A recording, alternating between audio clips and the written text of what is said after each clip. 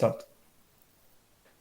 So what I want to show today, so it's some improvements to the way we define pricing rules, and the first one is mostly focused on multi-drop-off deliveries.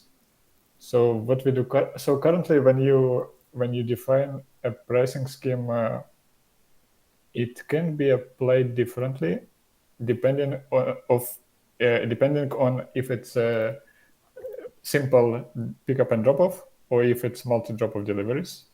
So if it's multi-drop off, it's applied per task, and if it's simple order, it's applied for whole order, which might be very confusing at times. So to make it simpler, we created two different types of rules. So one rule will be applied will be applied per order, no matter if it's multi-drop off or not. And the second type of rule will be always applied per point. Always. Also, doesn't matter if it's multi-drop off or not. So how you can use these rules? For example, if you have a pricing rule, so for example, you can charge €5 per drop off, and then you can charge extra, let's say €10 if the weight is more than 5 kilograms. And then you want to charge for a distance as well. And that was that was the major issue with the current scheme, that if you have rules per task, you cannot have rules per distance. And now it's possible. So, but it should be per order, because tasks don't have distances. Distances are only on order level. So you set a rule per distance if it's more than, let's say more than 7. And I just set different prices, so it's visible when we try to debug it. So that would be a rule which charges, let's reorder it. So it would be base price per drop-off plus extra if it's heavy, and extra when the distance is more than 7 kilometers. But the distance is applied to all the from the initial pickup to the drop off, or like from the nearest logical drop off to the next drop off? That's a difficult question. Max, maybe you know the answer, because I didn't look into how optimization works for multi drop-offs.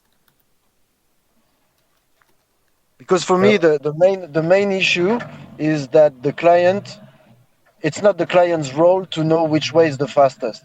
The client is going to say, deliver this client, this client, this client, this client. And so if we stupidly apply a pricing rule with distance, it's going to be expensive. So that's the question behind my question, basically. I understand your question. To solve it, we have two different issues. The first, it wasn't even possible. My microphone was shut. Hello, you hear me? Yes. I have an answer for this question. It's that this is what we decided a long time ago with Paul. So to have the best solution we can have for this problem is that since I don't know, maybe 1 year, when you input multiple points on the delivery form, it will suggest you an optimized route. I don't know if you have tested it before. So if you enter, I'm not sure it's implemented on the new form. Let's try your old one.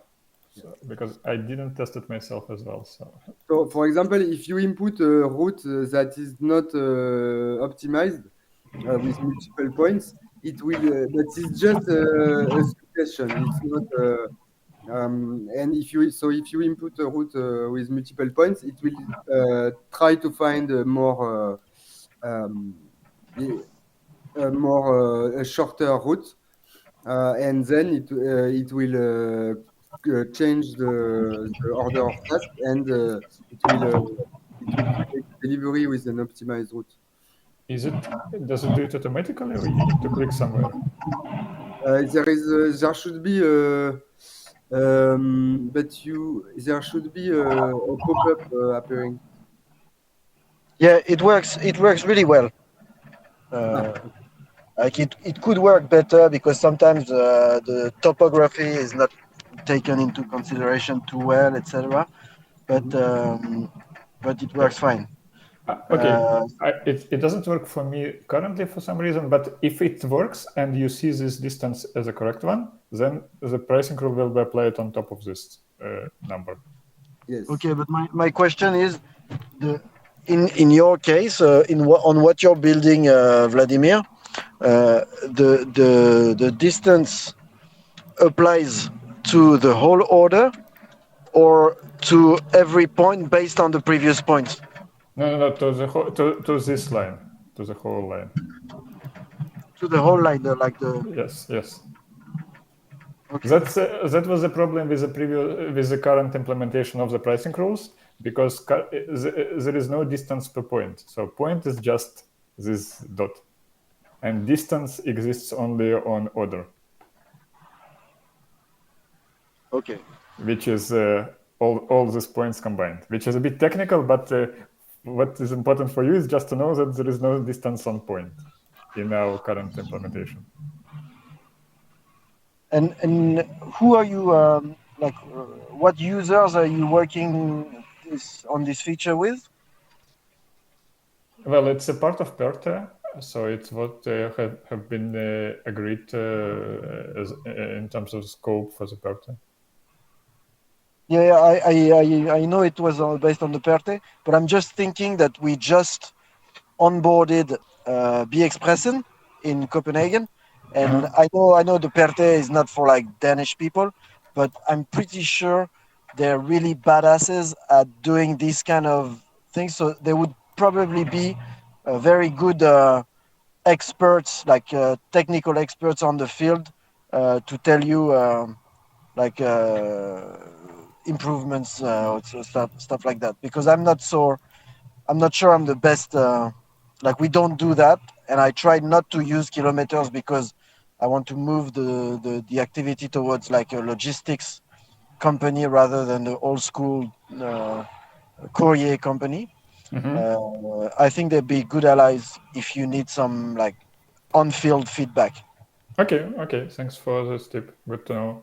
Yeah, I actually use distance only as an example, so you can use whatever else you want. So it's the main point here is that it's possible to have these two separate kind of rules.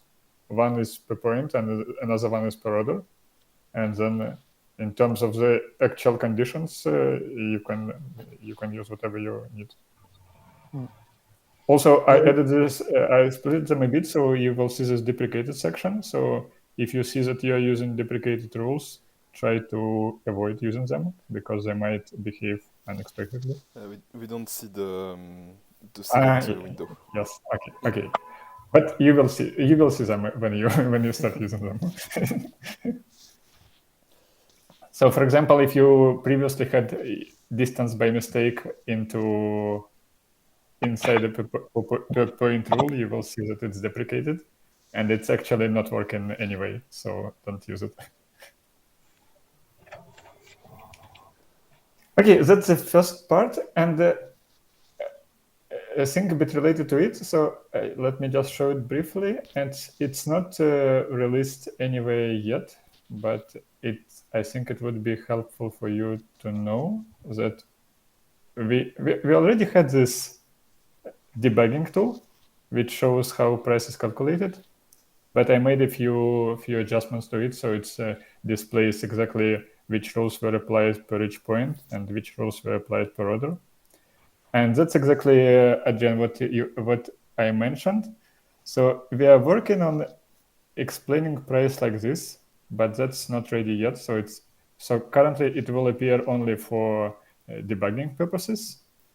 But later on, when we have names per each rule, we could show it to a customer as well with explanation like this, how which rule contributed to which number, and that's a way to explain how they got this total. Yeah, that's great. That's great. so many times I've tried my pricing rules and I was like, no, this is not what I was aiming for. And then you have to like look for the error. Yeah, we actually have it already, but it's I don't know. Did you use it? Did you know about it? No, I didn't use it recently. Okay, but yeah, so it's not again, it's not released yet, but it should be soon. So it's the same like with the debug. You add this to address, and then when you try to calculate the price, you will see like that for pickup, obviously we don't apply any of this, and then for drop off, it's if I put 7, it should, yes, you will see that it's applied. And distance, it's so it's 7. It still appears like basically the same as we have in database. So 7,000 actually means 7 kilometers. So it's 7 here. Yeah. Okay, and finally, let me briefly also show one other rule which we adding soon. It's what's called percentage. And it basically applies a percentage on a previous total. Let me set it, and I will just show it how it works because it's way easier to see it that way. So again, it's the same combination.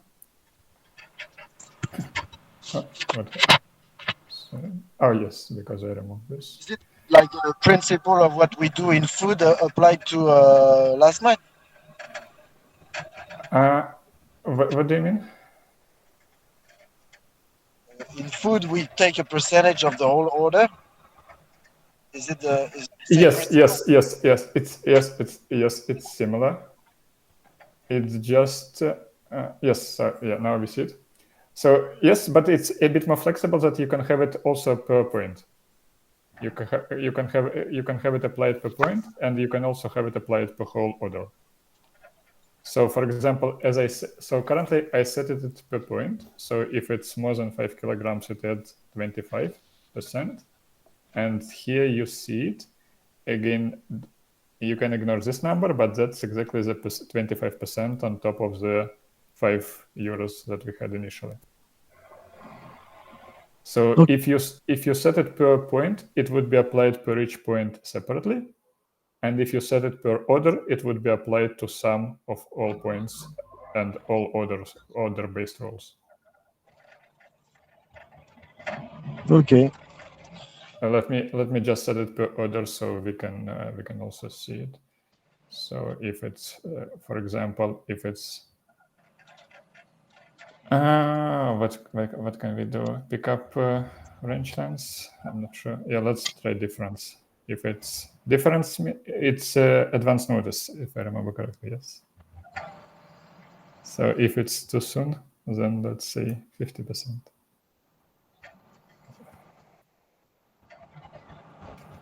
Yes, and let's see if it's applied. No, because it's because this range. Okay, I guess I wouldn't be able to set it like this. Okay, let's say it. Let's change to days, and let's say that it's less than 1. So is it? What it?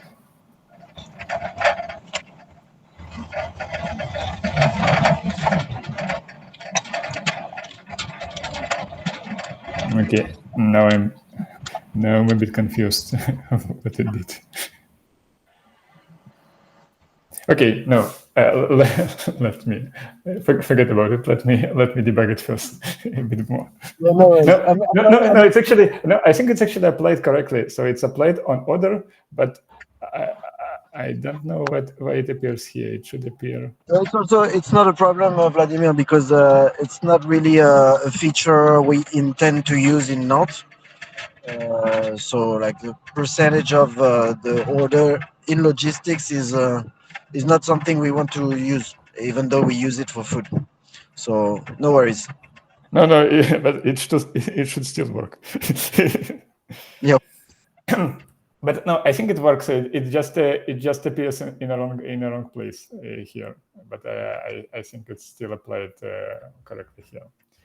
Okay, so that's the current improvements we have. So I think the first one about rules per point and per order are already on some instances deployed, so you can start using them.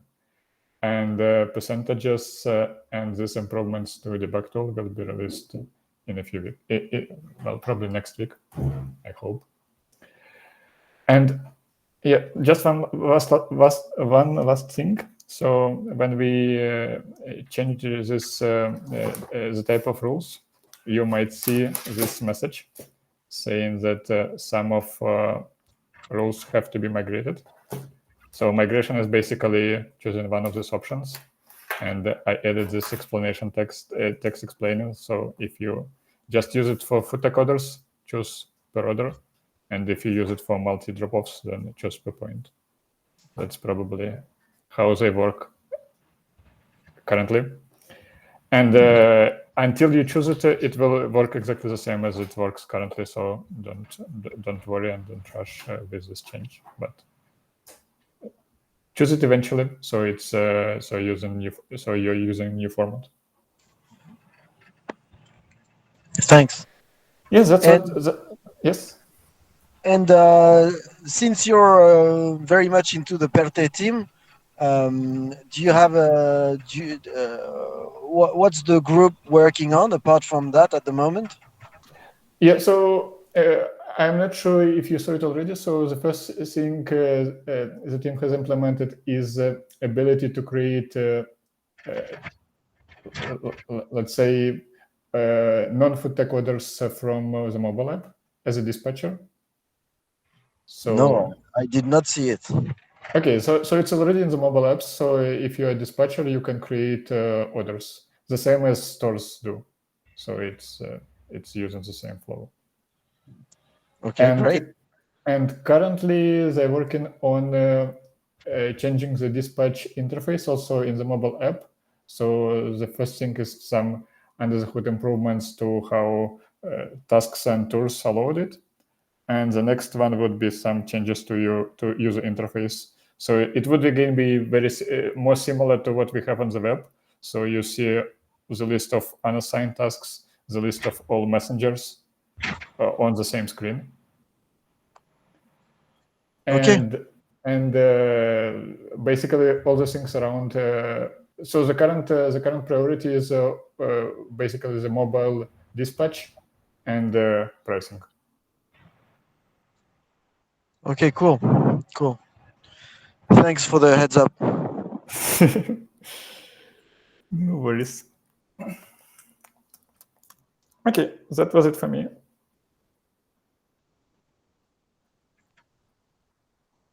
Maybe I can go next because it's fairly quick. And Adrien, I know you already know this, but I wanted to show it into a demo. It's let me first share my screen. It's what? Sorry.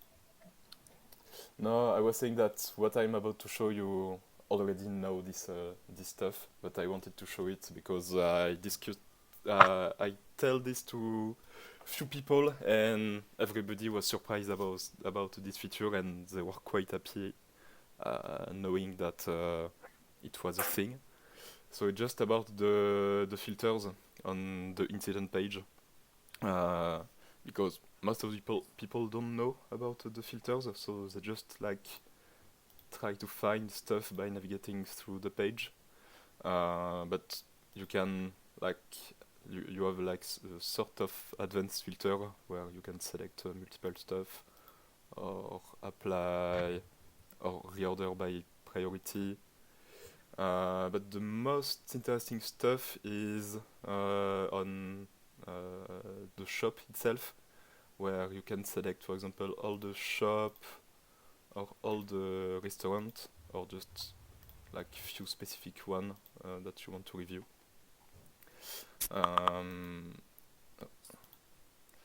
And also like who submit this. So yeah, it's like just a way to filter the incident. So yeah, it's not new, but I feel like nobody was aware of this feature. So that's pretty much it. And maybe I can talk about something else that I'm about to release. It's not yet released because there is a sort of technical blocker.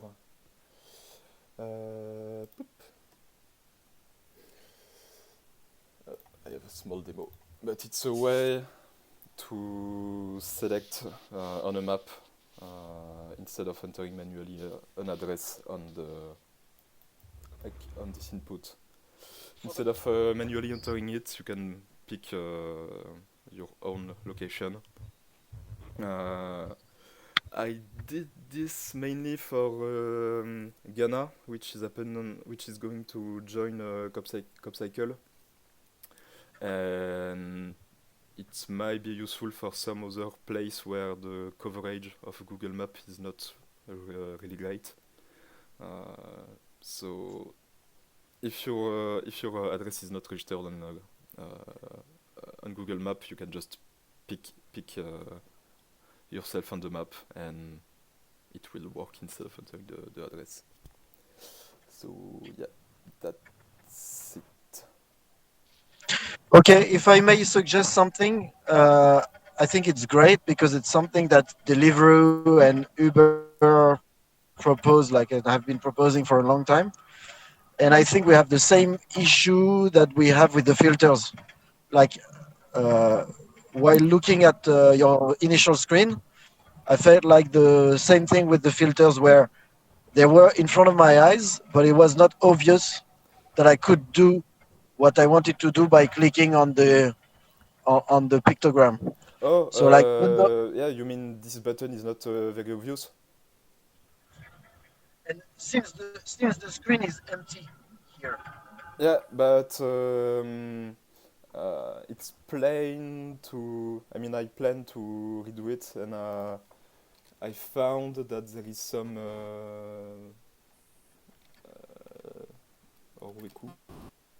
Yeah. Because I discovered after doing the feature that there is actually design that has been done by I'm not sure who, maybe Paul Balmet, where yeah. So there is the input and a very clear like button to find yourself on the map. So I will re-implement this screen to make it more obvious. That's great. And I mean, it's also pleasant for food cooperatives to see a bit of like some small things happening. it's it's good.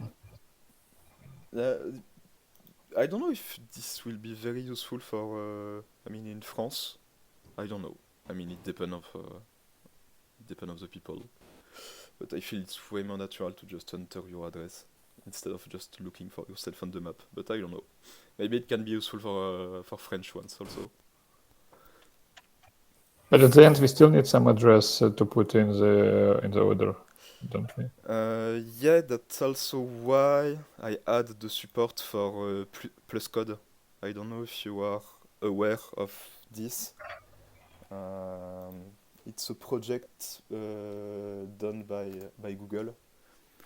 And basically the idea is to give everyone an address, even if your state don't give you an address. So it's just a way to pinpoint yourself on the Earth, and it's a bit easier to work with like this kind of code instead of just latitude and longitude code. Yeah. No, my question is more like, yes, the customer will able to do this, but how would they deliver if they don't have any address? Just by point on the map? By the point, and this is an actual address. Like if you search this on Google, it will like drive you to the address. But you mean it will also show you a point on the map without any address? Yeah, it will show a point on the map. Okay, yeah. But I mean, the platform is working with geocode, not with the address itself. The address itself is mostly for the users. So behind the scene, everything is geocoded, but on the front side, I'm showing a plus code because there is no address registered on Google Map, and I don't even know if there is an address on a specific street. Yeah, that might be also difficult for them. Like if they don't have any address, so what would they be searching for? Like at this point and live in this point. Yeah, because if I open Google Map, and I tried with some other map provider, and Google seems to be the. It's so slow because I'm recording my screen. But yeah, like on Ghana there is few addresses, but not every street have a name. So if you take a look, like you see, some of them have names, but like some others that just don't have any names. So maybe in Ghana they do have address, but we have no idea. So yeah, just that we have to find a workaround, and I feel like the plus code were a good workaround. And I discussed with the guy from Ghana, and he was like quite happy about the feature. So I feel like it should cover its use case at least. Yeah, the ability to choose a point, it's a good one already. Yeah. So yep, that's it in terms of the feature I wanted to show. I don't know exactly how it's done in on Uber Eats or Deliveroo. Maybe you can check, but I'm wondering whether it's not like you in France you enter your address and Deliveroo shows you the pin on the map, and at this stage you are able to potentially move the pin to the right location, for example.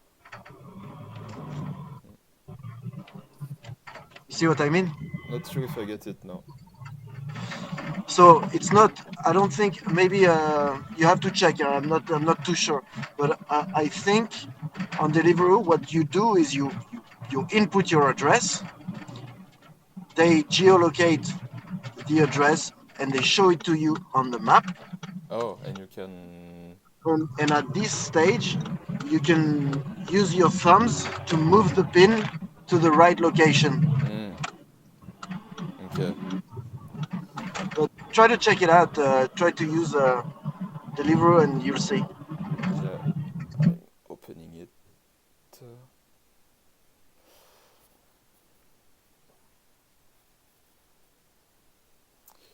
But well, I will check this later. Oh no, they just like open the map right away. Okay. And what does it look like if I go on Ghana? If you want, I can.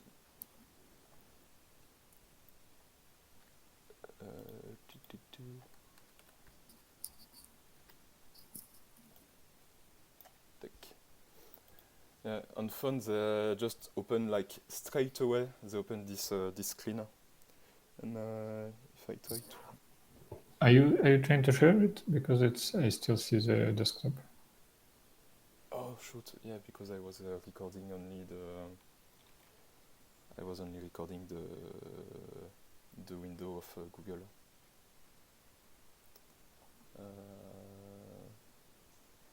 No, wait. I have to. There's no need to do that right away. But just like if you want to have a look the way they do, I think it's this way. Yeah. But I can really share my screen. Tac. So yeah, they just open like right away. They just open this screen, and if I go to where am I? Ghana, Accra.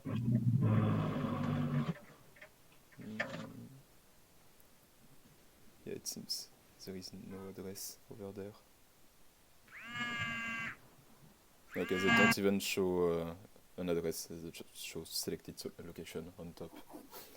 So yeah, they just straight away prompt you to pinpoint yourself on the map. So yeah, that's it.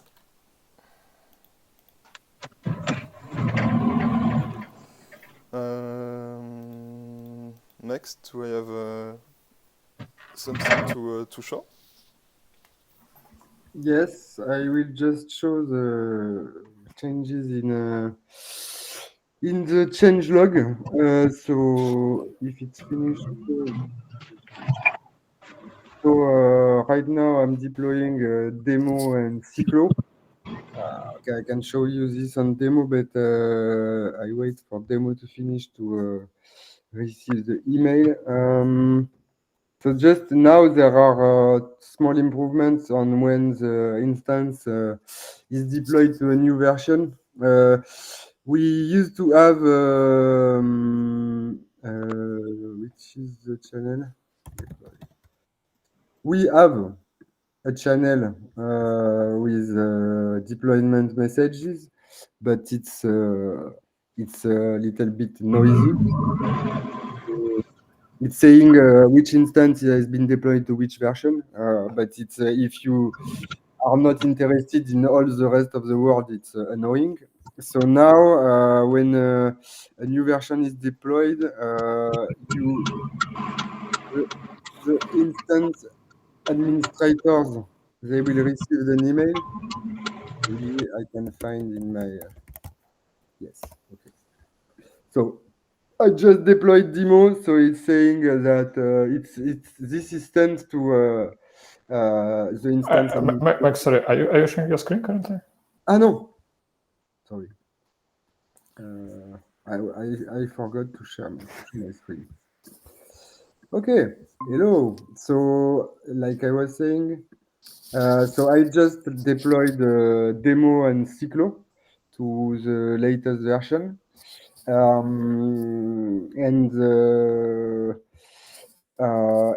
what we used to have is in Slack, there is a channel named deploy, which and there is a message each time an instance is deployed at a new version. But if you subscribe to this channel, you get notifications about all the deployments of all instances, which can be quite noisy. So in addition, so this stays here.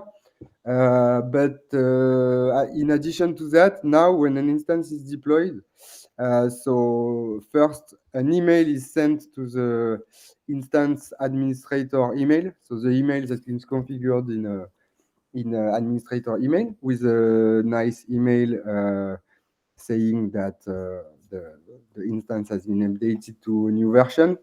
So also there is for people that are new, this can be good for onboarding and so on. If they didn't join Slack yet, or if they don't know that they can open an issue or what. So there are a few instructions about how to join or to participate.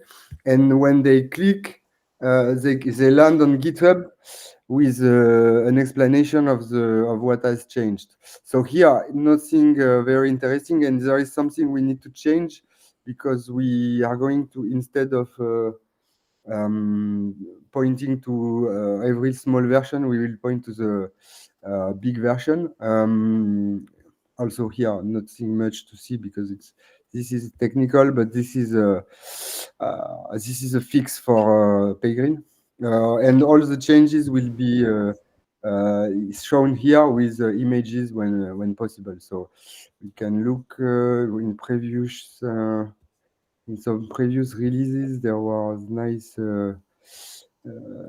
change log For example, when yes, yes. So, for example, this kind of changelog, or maybe yes. Well, so, for example, this can be like this. So, with GIFs, images, with links to the dogs, etc. So, we try to make it the most human readable possible, and also to also alert our users. When a new instance is deployed, there is a new widget, which is hopefully more visible. So here, there is a small alert showing that there is a new version. So, and once when people click, so here, in this case, you land to the major change, and when you click, it stops moving. So yes, so that's all, more or less. In any case, I think it's deployed. It's out there since 1 or 2 months. So I think people have noticed it already. Yeah, I had noticed it, and it's cool. Yes. Cool. It helps to follow up. So the next thing to improve is to have nice messages in GitHub releases. But in any case, this can be edited. So, for example, if I want to improve this message, I can edit the the changelog, and it will be visible immediately. I mean, when people will click on this link, they will land to the updated page. So it's easier for us to manage, because it's hosted on GitHub, and all the team can update the changelog message, and it will still and when people will click, they will land on the improved changelog message. So yes, that's all for me. Okay, cool. And